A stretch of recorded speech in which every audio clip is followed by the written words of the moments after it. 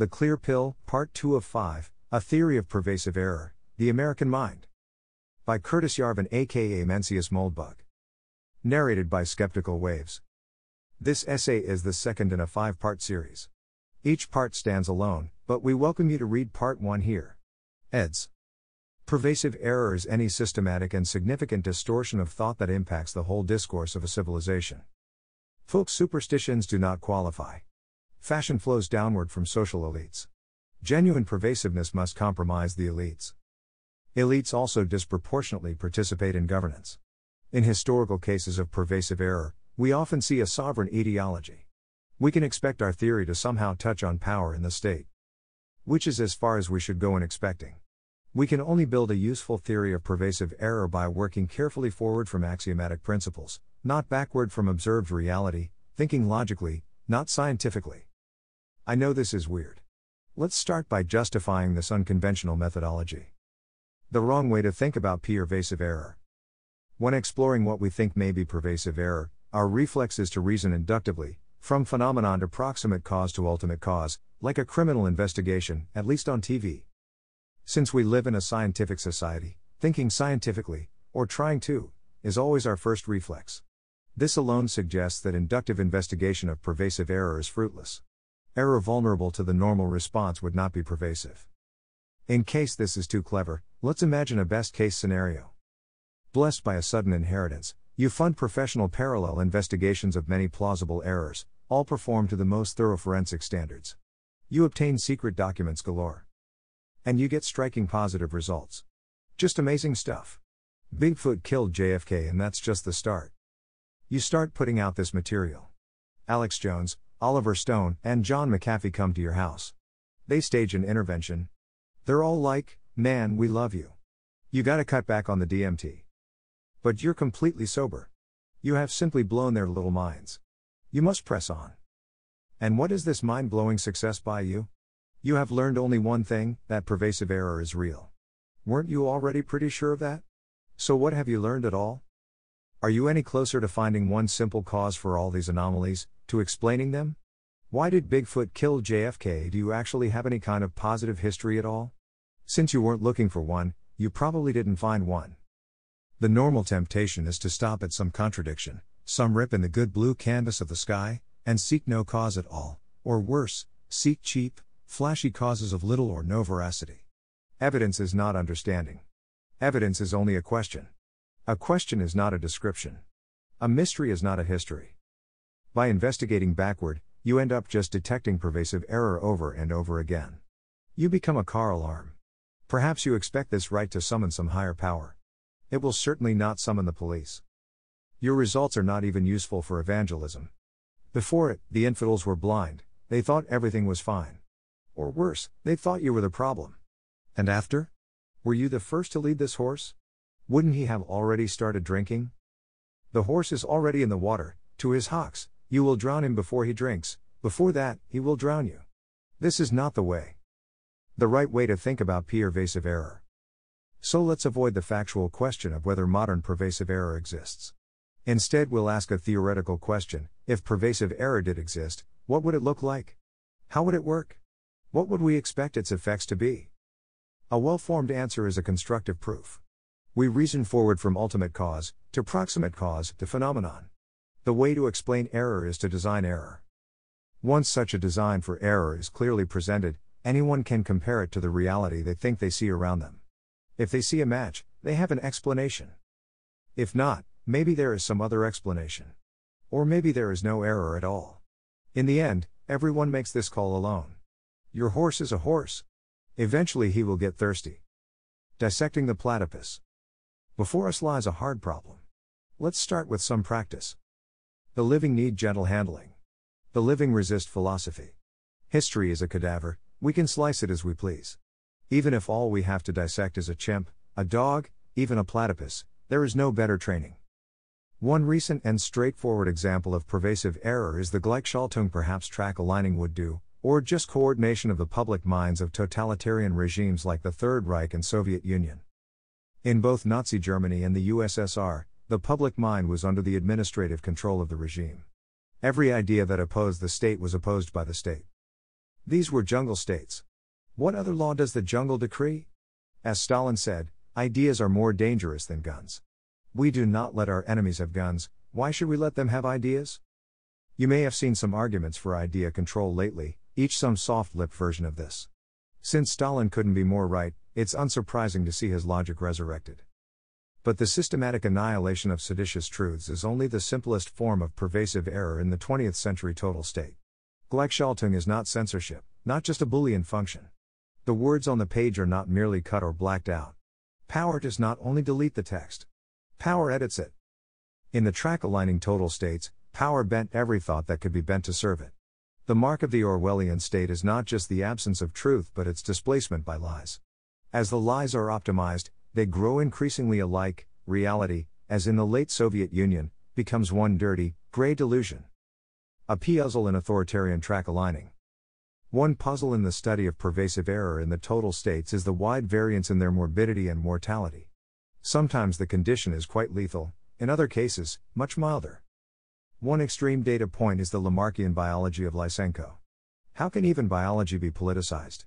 For Lysenko, education had to vanquish nucleotides, even in wheat, after all a mere edible cousin of the new Soviet man. At least according to Wikipedia, not known for its anti-communist venom, millions died in the famines of Lysenkoist agriculture, driven by a political edit of biology, an idea more dangerous than a hydrogen bomb. And yet we see the same central control over public opinion in other dictatorships, like today's China or Singapore or even Tudor England, all obviously far more benign. Not only are their atrocity numbers way below mid-century standards, the degree of brain damage they inflict on the public mind is also much lower. Even the artistic output of the Elizabethan era is remarkable. Yet Elizabeth believed no less in free speech than Xi Jinping. It's not that hard to explain this puzzle. When we observe the Holocaust, Gulag, Cultural Revolution, etc., we observe not just the total state, but the total state in a state of total war. Stalin and Mao's regimes committed epic atrocities outside literal wars, but they form the exception that proves the rule. During their eras of great massacre, the Leninist regimes were always psychologically in a state of civil war. Yet no one should overrate the safety of any demented peace. War always has a cause. That cause seldom seems sensible in retrospect, even for the winner and always for the loser. But Gleichschaltung does not wait for any war. By 1935, Victor Klemperer's Cat magazine is already all about the German cat. Everything in German society that can be Nazi has to be Nazi. Otherwise, for most Germans, pre-war life is still mostly normal. Germans in 1935 certainly do not consider themselves at war. Absence of mass murder does not prove absence of mass madness. The latter seems necessary, but not sufficient, for the former. This should not be read as a reassuring discovery. It's a cliché to connect the Holocaust to the German cat. The jaundiced must beware, clichés often turn out to be perfectly good history. And the dissenter is excused not one single error. Yes, political distortion of the public mind is quite dangerous. It is also normal and ubiquitous. Be careful. Yet o'er hips shall grow no pea's own spurs. America is a liberal democracy. There is no such mass madness here. Nor can there be. Our cat magazines won't sprout swastikas and start ranting about the purity of the feline race. Thanks to the deep strength of America's democratic institutions, its politicians will never be able to hijack the government, let alone the public mind. Elect President Hitler, and he would have no tools to make an American Gleichschaltung happen. What exactly would he do? Whom would he use to do it? When we look for the structures and tools which all authoritarian regimes, Elizabethan, Stalinist or Byzantine, use to manage the public mind, we just don't see them here. There is no Goebbels and no Ministry of Public Enlightenment. There are no poison spurs. This cadaver remains a platypus. Like our patients, the platypus is a mammal with a liver. But we need not check our patients for inflamed venom glands. So we're safe from pervasive error, right? Well, there is another possibility. It seems unlikely, but the Jesus nut. Logically, either liberal democracies are inherently free from pervasive error or some other mechanism can cause pervasive error in liberal democracies. Liberal democracies have no dictator, no center, and no point of coordination. We're looking for a mechanism which could cause pervasive error without central coordination, Gleichschaltung without Goebbels. In the 21st century Western model of government, elite consensus is set by a market for ideas. This consensus narrative drives public policy, which exists within the reality of the consensus. If this market somehow malfunctioned. Let's posit that a normal first world civil service will always implement reasonable policy relative to the truth in which it operates. Yet if the market for ideas fails, and generates a delusional narrative, policies that are competent and reasonable within this illusion may prove incompetent and unreasonable in reality. Let's focus, therefore, on the integrity of the public narrative, which is generally developed outside the civil service proper. On a helicopter there is a part called a Jesus nut, because it holds the rotor to the driveshaft. This little steel ring is all that stands between you and the next world. In the modern democracies, markets for truth perform a comparable function. They are all that stand between us and a Orwellian mass delusion, homicidal or otherwise. Anything this important is in a very real way sacred. And indeed many seem to engage their spiritual instincts with these markets. This is understandable but erroneous. Don't pray to the Jesus nut, inspect it for cracks. A market for ideas is a machine. The purpose of the machine is to reject error and discover truth. The presence of pervasive error in the output tray of the machine indicates malfunction.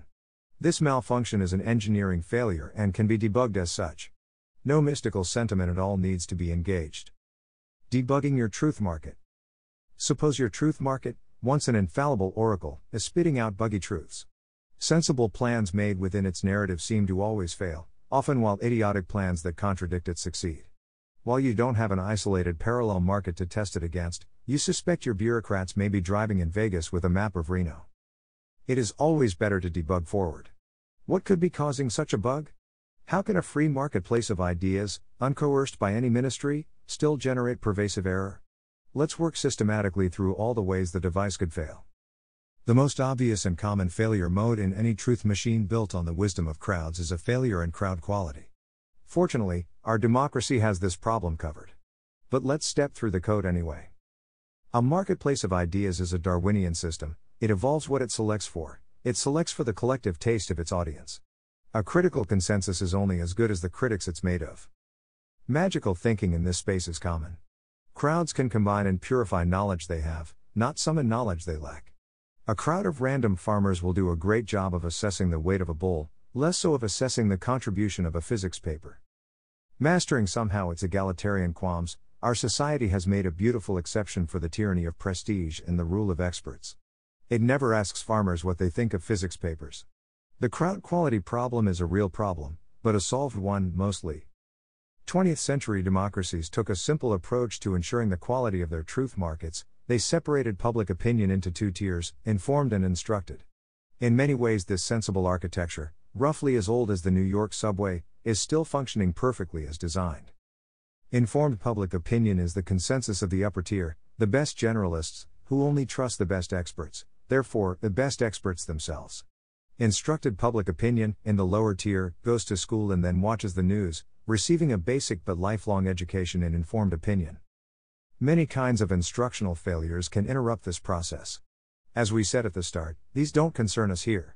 We are only interested in errors in the expert consensus, not failures to communicate that consensus, legion though these are. This clarifying simplification excludes all kinds of low-grade superstitious nonsense. It is not news that most people are superstitious. It is news if the vaccine against this virus, while effective, is contaminated with a different virus. Therefore we reiterate our focus on the elite, the consensus of experts, the highest talent, highest prestige, top-tier idea markets. The set of forces that can distort these markets is smaller and more interesting. And ideas flow down from them, not up to them. And there is no shortage at all of raw human talent, present or projected, amongst this upper cadre. This is not to deny the existence, prevalence, or even danger of popular superstitions. Such superstitions are always best fought with the truth. And even the most bigoted elitist must admit that sometimes, the peasants are just too dumb to be fooled. Other failure modes in narrative markets. Ideas in a marketplace reproduce, mutate, and are selected. They're Darwinian systems, designed to evolve truth. Darwinian systems are amazing. They don't evolve what you want. They evolve what they select for, lion or tick, platypus or man. Obviously, we want our truth market to evolve truth. What is it actually selecting for? Every idea market is an aesthetic device. It selects for the most beautiful ideas according to the taste of its audience. A market measures desire. Desire is beauty in action. And by measuring beauty we measure truth, because truth, like my man Keats said, is beautiful. Seen from an aesthetic perspective, every idea is a story. A marketplace of ideas is a market for stories. An idea can be any kind of story, factual or fictional, even a song or a film. All creative markets are affected by the phenomena we will describe. But the most important idea markets are those which claim to tell a story, both true and truly illustrative, about the real world. Abusing English only slightly, we may term these histories. The definition is broad enough to include all of science, or, as once it was known, natural history. Our consensus narrative of reality is the output product of the machine which is our market for beautiful histories.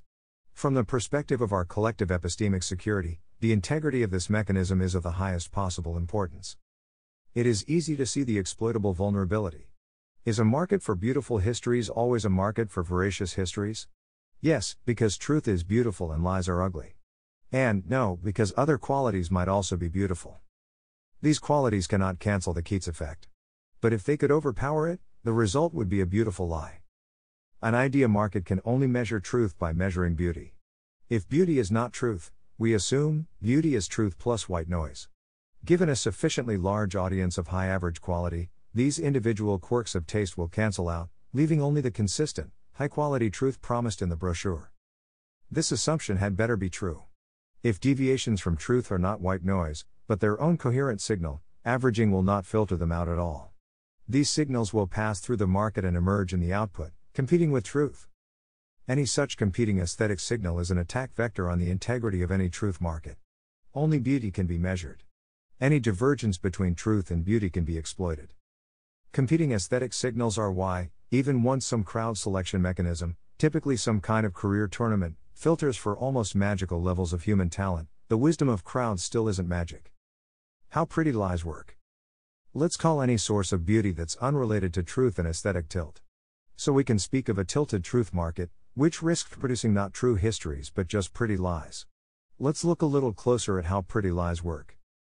Fiction never parades itself openly in the history section. A lie is not a fiction, it pretends to be true. All the tilt in the world cannot make a truth market endorse a naked fiction. Of course, some people are sociopaths.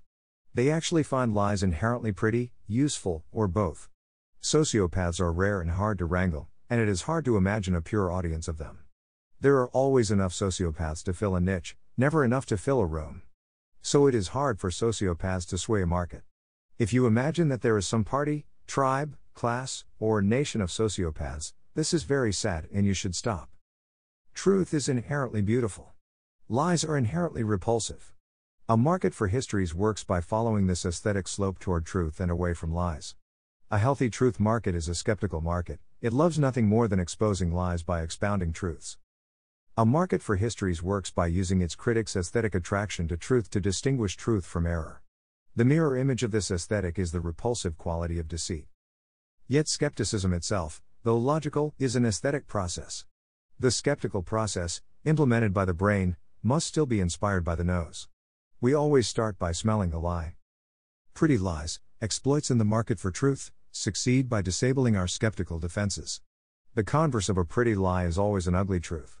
If there is no net aesthetic repulsion to the pretty lie, and no net aesthetic attraction to the ugly truth, the two have found a level field, and either can win. Other beautiful qualities. We now have a specific target profile, beautiful qualities other than truth. A pretty lie is a bomb. Aesthetic tilts are its explosives.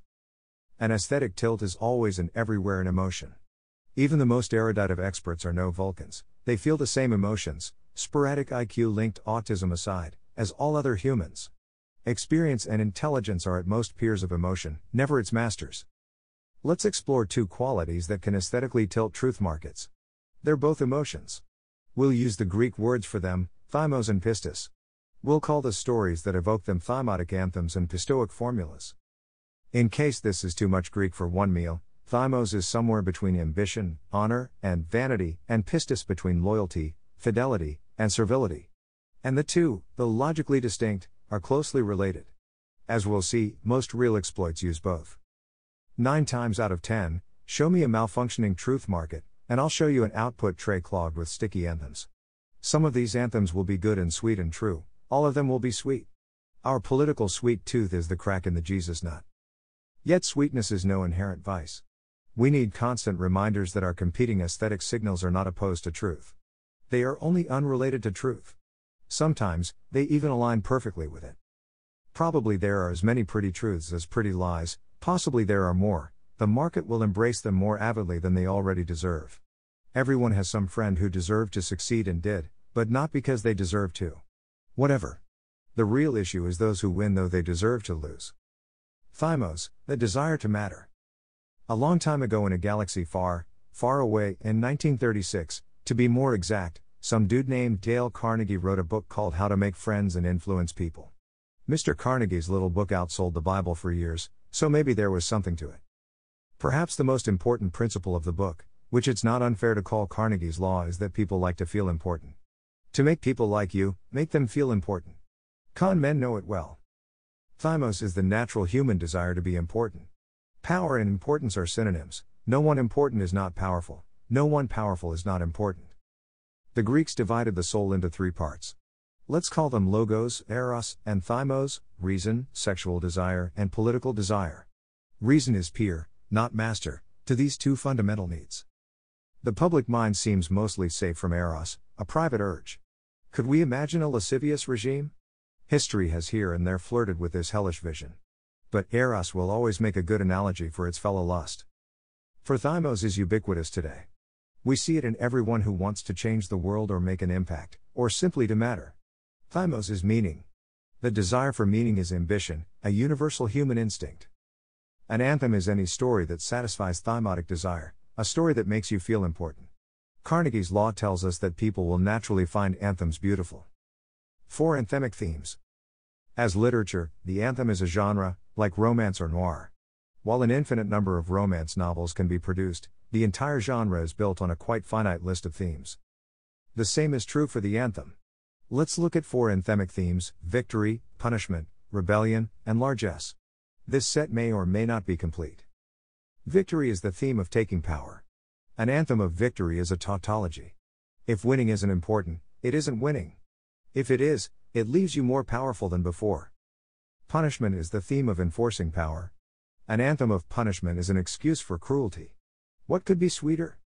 Any punitive act, even symbolic, builds strength and confidence in the punisher, while humiliating and weakening the victim.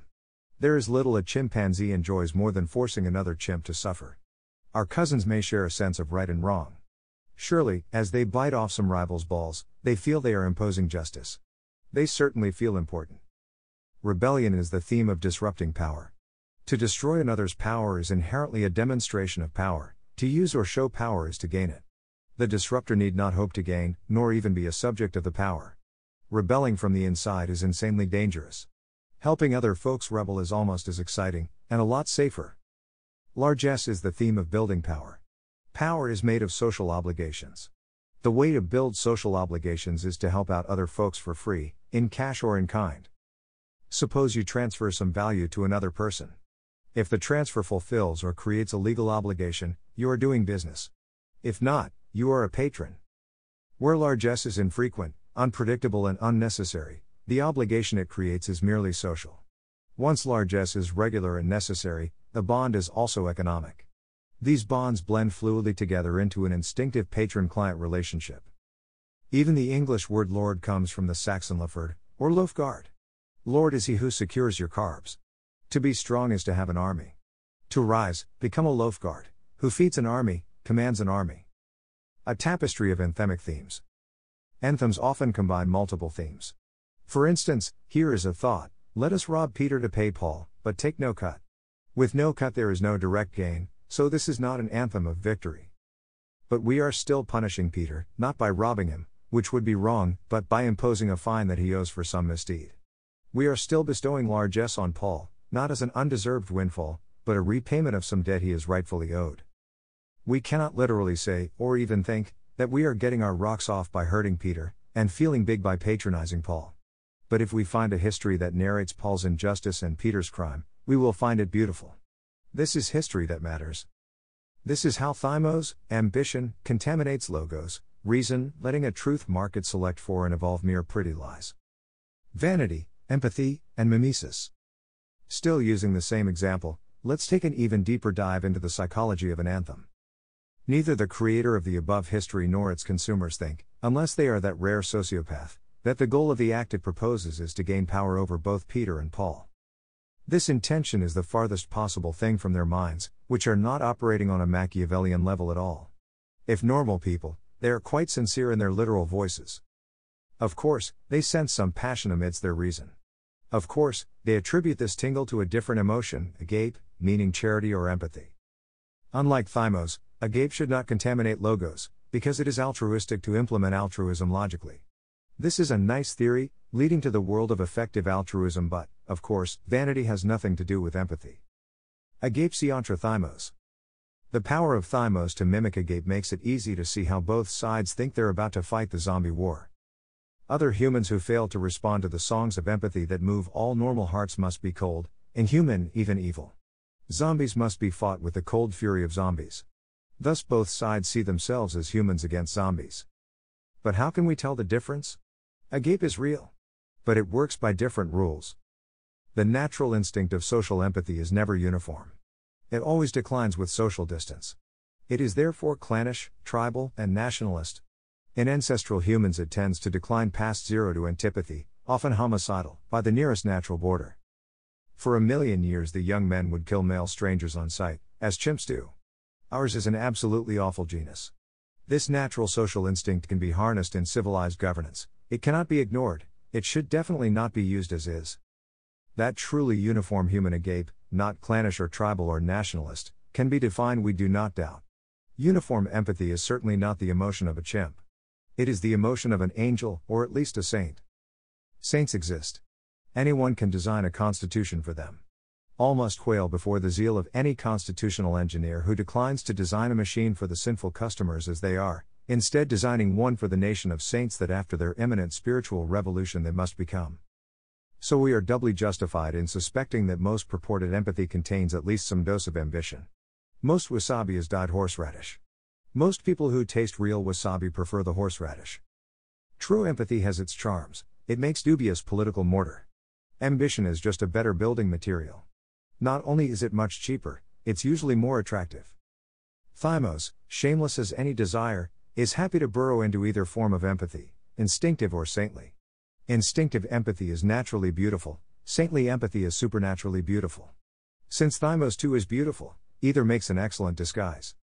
One way to test purported empathy for deeper ambition is to check its response to disappointing results. True empathy is logical, however much it cares, it only cares about results. Persistently ineffective or counterproductive charity often conceals ambition. We can find pairs of comparably empathic histories, only one of which is an anthem. If the anthem is much more successful, the market for histories is probably selecting for ambition. Consider two histories of climate change. One suggests that the best approach to the issue is restricting consumption. Another suggests some technical response, nuclear power, geoengineering, or carbon capture. Since restriction is coercion as punishment, it is an anthem. Geoengineering, or whatever, is not. Assuming both options are equally sensible in reality, surely a baseless assumption, we would expect the anthem to be much more popular in the marketplace of ideas. And indeed it is. Pistis, the desire to follow power. Late in the 19th century, Gaetano Mosca coined his concept of the political formula. A political formula is a story that serves the regime. The more people think it, the stronger the regime. To put it differently, a formula must be objectively loyal. Political is a shifty word, what Mosca meant was sovereign. And not all powers are sovereign, nor is sovereignty implied in pistis, the Greek word for loyalty to any master. So a more general case of the phenomenon would be a pistoic formula. This generalization gives us a way to move the problem outside the tricky area of sovereign power, and into the better-known territory of corporate power. If a political formula is propaganda, a corporate formula is marketing or, worse, internal cultiness, like a Japanese Zaibatsu's company song. Hollywood has taught every Western adult how to understand and diffuse creepy corporate propaganda. Suppose you read about a new piece of research which suggests that climate change isn't that bad at all. It might even be good. These researchers have the best possible credentials, Harvard all the way, yada yada. The good news was about to make your whole day. Then you looked more closely. These scientists were actually funded by Exxon. Oops, sorry for forwarding that. Clearly, as they say in Italian football, e pagato. Well, anyone can turn to the dark side. How loyalty really works. Actually, you are wrong about this, but also still right. Exxon has class. No one with class would ever just pay a scientist for useful results. No scientist with class would ever sell them. Yet your basic perception remains basically correct. Loyalty is an emotion, not a reason. I pay my taxes because the police will come to my house is not a political formula, because it is not an aesthetic or emotional bond. I pay my taxes because the money supports good works is a political formula. Which does not prove it false. The scientists funded by Exxon are loyal to Exxon. This is not a business transaction, it is an emotional attachment. Largesse is not a loan. Loyalty is not a debt. Even if these scientists are as capable and honest as any saint, their aesthetic judgment is tilted. It is inevitable that they will perceive data which supports their patrons' interests as clear and representative, and data which opposes these interests as noisy and misleading. They may only pursue hypotheses favorable to their patron. They may only report data which supports their hypotheses. In these or 1,000 other unconscious ways, these scientists will tend to generate only papers which are corporate formulas for Exxon. The sensible response is not to debug their work, just ignore it. Science should not have a conflict of interest. Exxon, in real life, has long since recognized the futility of this effort. We can just say, never trust content from ExxonMobil. Okay, get ready for a little discomfort. How sovereign loyalty really works. Other scientists of the same caliber are actually working on the same problem. Their funding comes not from Exxon, but NOAA. It is not corporate, but sovereign. Well, that's all right. But, wait, where the interests of NOAA are concerned, the relevance of climate change is, if anything, more apparent. NOAA has a budget process. This research is at least as relevant to NOAA's cash flow as to Exxon's. What if the scientists are loyal to NOAA? Or USG itself? Yet nobody says, never trust content from NOAA. Whom else would you trust? Who studies climate science, yet is not professionally loyal to institutions that will grow larger and stronger if the public worries more about climate change? Nobody, more or less. If we apply the same standard of conflict as with Exxon, we exclude all the real experts as well. Whether or not they are on staff at NOAA and other agencies, their grants are from there. So we have no trustworthy information at all, unless we choose to tolerate this obvious conflict of interest, for some improvised reason, elections? That seems remote, mystical, and perfunctory. If we have one book of epistemic rules for Exxon and another for NOAA/USG, we have dug a deep philosophical hole. Climbing out will take a great explanation of why what looks exactly like special pleading, driven by emotional loyalty to power, isn't. If we use the NOAA rules for everyone, any flack with Excel and a budget can con us out of anything. And if we use the Exxon rules for everyone, we know nothing at all about climate science, and some other fields. This question is not confined to NOAA. Assessment of compromised fields and methods. A field of expert discourse is vulnerable to these aesthetic tilts if propositions in that field have implications in the real, political world. It is easier to list the invulnerable fields, there are fewer. Unaffected thought will be found wherever no valid thought is anthem or formula. The institution of mathematics can be politicized. The math itself cannot. There is no such thing as a politically ambitious or loyal proof. The same is true of astronomy, botany, chemistry, and many other pure and boring sciences.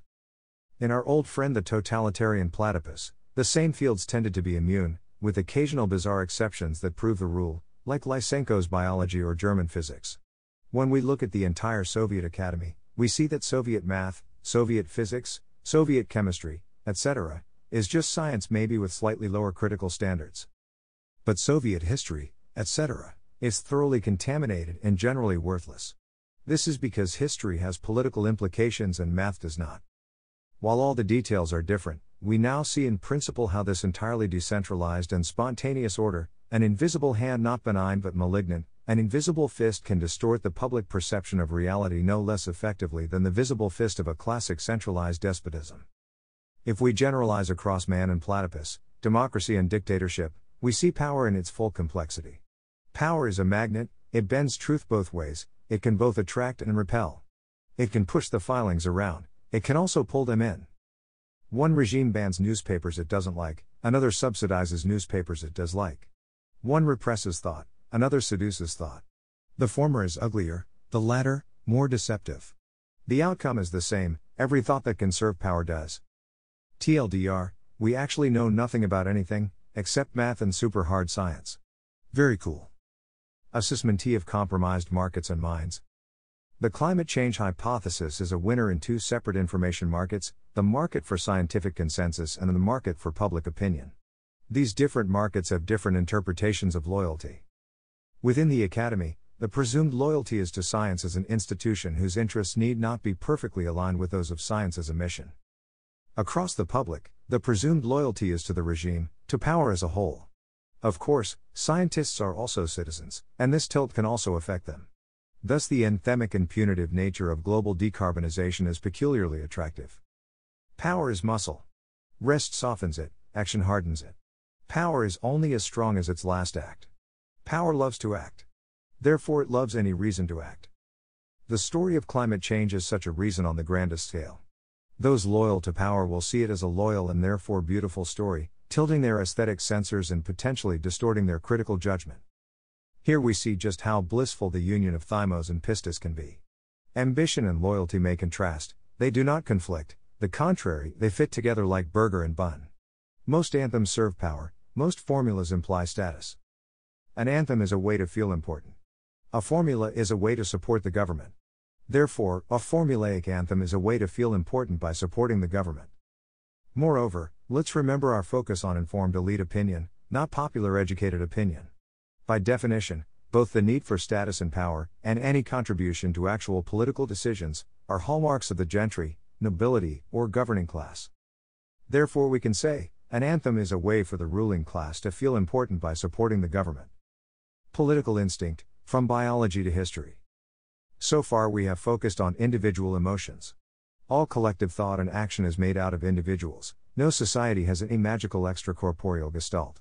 Yet humans are a crowd species, our groups, like any sparrow flock, seem almost individual. Human hunter-gatherers and wild chimpanzees share more or less the same social structure, which must be 5 million years old and could be 10, the tribe. Surely our political instincts worked out well for us in this evolutionary environment. Why are we emotionally attracted to ambition and loyalty? Why are both so beautiful that they can confuse our sense of truth? Because a taste for both arts is as critical to reproductive success for an Elizabethan courtier, as for a Cascla chimp. And if, while these tribal instincts sort of still worked in the modern world, in other ways they really kind of didn't?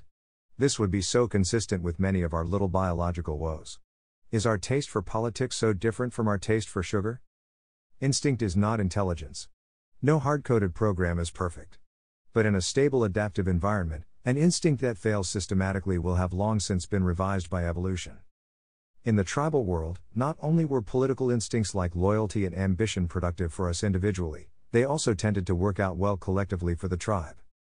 Biologists still argue about group selection, but a dysfunctional tribe is unlikely to pass on any DNA. Massacre has always been a thing. While you're bickering endlessly around the cave fire, the next tribe over is figuring out how to just eat you. In modern civilization, these equations need not hold. Any of our instincts may be dangerous individually or collectively. Evolution just hasn't had enough time yet to tune our biology. From individual emotion to collective intent. Many, if not most, political stories, whether or not they qualify as anthems or formulas, qualify as collective intentions, plans or agendas for collective action. Even many pure descriptions are fashioned around some implicit intention. In English, intentional language often uses either the passive future imperative, what should be done, or the collective first-person plural imperative, what we should do, oddly like the old royal we. Intentions are subject to an interesting comparative analysis. Every intention implies some real-world goal. The intention is also a thought, competing in the market for thoughts. If this thought prospers, its popularity may affect objective reality. When we compare the explicit purpose of some intention to the expected impact of its popularity, we are comparing apples to apples. This fruitful analysis reveals three classes of intention, which we'll call Machiavellian, para-Machiavellian, and pseudo-Machiavellian. A Machiavellian intention has an impact matching its purpose. The purpose may not be good, it does what it says on the box. A para-Machiavellian intention has an impact not matching its purpose. These ideas can be quite dangerous. Many, of course, are mostly harmless, some are even beneficial. A pseudo-Machiavellian intention has no impact, it is thymotic pornography. It engages political instincts without changing the real world, like being a sports fan. In the adaptive evolutionary environment, it seems likely that our political instincts had much more effective Machiavellian outcomes. We need to learn to manage these instincts in the modern world, or else change the world to fit around them. Collective impacts of political formulas. This classification gives us a clearer handle on the political formula. The definition of a formula, relative to any power, is objective. Its popularity advances the interests of that power. The simplest form of political formula is purely Machiavellian, like the SS motto of our honor is loyalty or the Leninist sacrifice everything for the party. This militaristic form of loyalty is somewhat de trop in our gentler, more ironic age. Intentional loyalty, trying to help the party, emotional loyalty, believing in the party, and objective loyalty, being useful to the party, are three different things. One of Orwell's grim truths is how easy it is to be objectively useful to a regime by intentionally rebelling against it. More subtle and more common than the purely Machiavellian formula is the para-Machiavellian formula, emotionally loyal, objectively loyal, not intentionally loyal. Strengthening the regime is an unintended consequence of this intention's popularity. But this consequence remains welcome. It may be obvious, in which case it is still beautiful. A common intention of this form is an agenda whose ostensible goal, good or bad, cannot be achieved without also punishing the political enemies of the regime. If this unintended consequence is seldom advertised but still easy to see, the agenda will still succeed as both anthem and formula in any truth market. Winking at the market is a time-honored Wall Street strategy. Pervasive error in distributed despotism. Any despotism is the tyranny of error. No one sensible could possibly mind a benevolent dictator who was also always right. Distributed systems are hard. It's amazing when they work at all. We shouldn't be surprised to see failure modes. But nor should we have to live with, or be ruled by, pervasive error. So we should admit that distributed despotism is caused by the way power poisons truth markets. Putting a truth market in power is unsound political engineering. A previously reliable machine will start to evolve pretty lies. This is a slow and degenerative process which cannot be reversed. Putting a church in charge of the government is not putting God in charge of the government. Putting a truth market in charge of the government is not putting truth in charge of the government. Returning to our original comparison between centralized and distributed despotisms, dictatorship and democracy, platypus and man, it's remarkable how these very different systems converge on the same track-aligning effect, repressing thoughts that challenge the regime, promoting ones that flatter it. Yet distributed evolution does often uncannily mimic central design. Power is power. Through some pyramid of bureaucrats, the Central Committee ordered Havel's greengrocer to display in his window their official slogan, "Workers of the world, unite." Do not our stores have such slogans in their windows? I see them every day, don't you? They even come pre-printed in all the right colors. Yet our slogans are not so standard, nor our cadre so pyramidal. This is no flaw of power, but its dazzling perfection. The entire system, whose objective strength we just compared to the Czech secret police, formally does not exist at all. Very cool. A theory of wokeness. Wait. Wasn't this chapter supposed to be some kind of attack on progressivism? Yes, and it is. We just went the long way around. There are fewer minefields on the deductive side of the hill. If you didn't read this essay as a theory of wokeness, read it again. Nor is this an attack, just an explanation. Similar theories are not hard to find among various foes of progressivism. They are too often stated as indictments, implying systemic mens rea. This deep factual error is deeply enfeebling. The most sympathetic explanation is objectively the strongest, most convincing argument. My own personal sympathy is only philosophical, not emotion, just principle. Every writer harbors both eros and thymos, both should keep off the page. I, too, dislike progressives. But they are normal people, not evil zombies. And for all its flaws, our marketplace of ideas might still learn that progressivism is a way for the ruling class to feel important by supporting the government. A microhistory of media evolution. Finding the anthems and formulas in progressive ideas is an excellent critical exercise for the curious. Eventually it gets easy and repetitive, but it can be challenging at first. And a good theory should always be solving more mysteries.